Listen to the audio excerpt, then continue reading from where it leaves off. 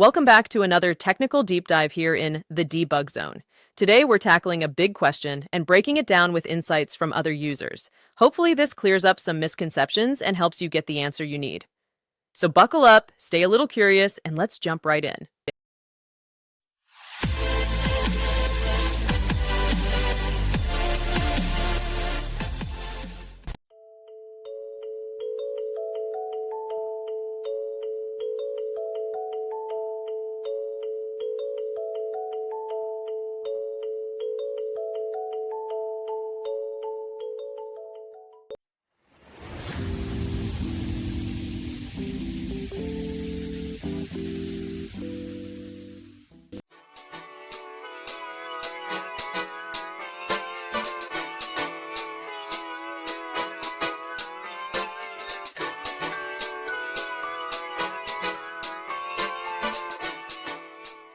And that's a wrap.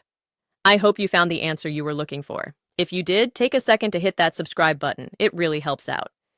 And let me know in the comments which solution worked best for you. See you next time in the debug zone.